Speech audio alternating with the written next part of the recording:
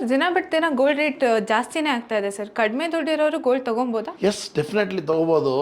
ಕಡಿಮೆ ದುಡ್ಡಿರೋರಿಗೆ ಬೆಸ್ಟ್ ಹೇಳ್ತೀನಿ ನಾನು, ಟಾಟಾ ಗೋಲ್ಡ್ ETF ಅಂತ ಬರುತ್ತೆ, ಅದನ್ನು ETF ತೊಗೊಳೋದು ಬೆಟರ್ ಅಂತ ಅನ್ಸುತ್ತೆ. ಸರ್ ಅದನ್ನು ಹಾಕೊಳ್ಳೋಕ್ಕಾಗಲ್ಲ ಅಲ್ವಾ ಸರ್ ನಾವು ಗೋಲ್ಡ್ ತೊಗೊಂಡು? ಏನು ಹಾಕ್ಕೊಂಡ್ಬಿಟ್ಟು ನೀವು ಬರೀ ಇನ್ಸ್ಟಾಗ್ರಾಮ್ಗಳಿಗೆ ಫೋಟೋ ಕೊಡ್ತೀರಾ, ಆದರೆ ಇದನ್ನು ತೊಗೊಂಡು ಲೈಫಿಗೆ ಒಂದು ವೆಲ್ತ್ ಕೂಡ ಕ್ರಿಯೇಟ್ ಮಾಡ್ತೀರಾ. ಅದೆಲ್ಲಿ ಸರ್, ನಮ್ಮ ಹತ್ರ ಇರಲ್ವಲ್ಲ ಅದು? ಎಸ್, ಅದು ಡಿಮ್ಯಾಟ್ ಅಕೌಂಟಲ್ಲಿ ಇರುತ್ತೆ.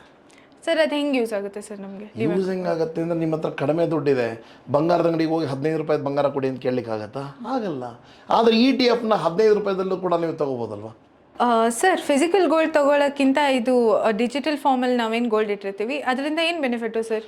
ಬೆನಿಫಿಟ್ಸ್ ಏನು ಅಂದರೆ, ಮೊದಲನೇದಾಗಿ GST ಇಲ್ಲ, ಮೇಕಿಂಗ್ ಚಾರ್ಜ್ ಇಲ್ಲ, ವೇಸ್ಟೇಜ್ ಇಲ್ಲ, ಕಡಿಮೆ ದುಡ್ಡಿನಲ್ಲೂ ಕೂಡ ತೊಗೋಬೋದು. 5ನೇದಾಗಿ ಲಾಕರ್ ಫೀಸ್ ಇಲ್ಲ. 6ನೇದಾಗಿ ಯಾವುದೇ ರೀತಿಯ ಕಳುವಾಗುತ್ತೆ ಅನ್ನೋ ಹೆದರಿಕೆ ಕೂಡ ಇಲ್ಲ. ಸರ್ ಎಲ್ಲಿವರೆಗೂ ಇಟ್ಕೊಬೋದು ಸರ್ ನಾವು? ಲೈಫ್ ಟೈಮ್ ಇಟ್ಕೊಳ್ಳಿ. ನಮ್ಮ ಲೈಫಲ್ಲ, ನಮ್ಮ ಮಕ್ಕಳು, ನಮ್ಮ ನಾಮಿನಿ ಯಾರ್ಯಾರಿದಾರೋ ಅವ್ರ ಲೈಫ್ ತನಕನೂ ಅದನ್ನು ಇಟ್ಕೋಬೋದು. ಸರ್ ಏನು ಗ್ಯಾರಂಟಿ ಸರ್ ಅದಕ್ಕೆ? ಗ್ಯಾರಂಟಿ ಏನು, 100% it is govern by SEBI, securities exchange board of ಇಂಡಿಯಾಯಿಂದ ಗವರ್ನ್ ಆಗಿರೋದ್ರಿಂದ it is purely very safe. Sir ಹಾಗಿದ್ರೆ ಯಾವ ಏಜಿಂದ ಇನ್ವೆಸ್ಟ್ ಮಾಡೋಕ್ಕೆ ಸ್ಟಾರ್ಟ್ ಮಾಡ್ಬೋದು ಸರ್? ಏಜ್ ಹುಟ್ಟಿದ ಮಗುವಿಂದನೂ ಸ್ಟಾರ್ಟ್ ಮಾಡ್ಬೋದು.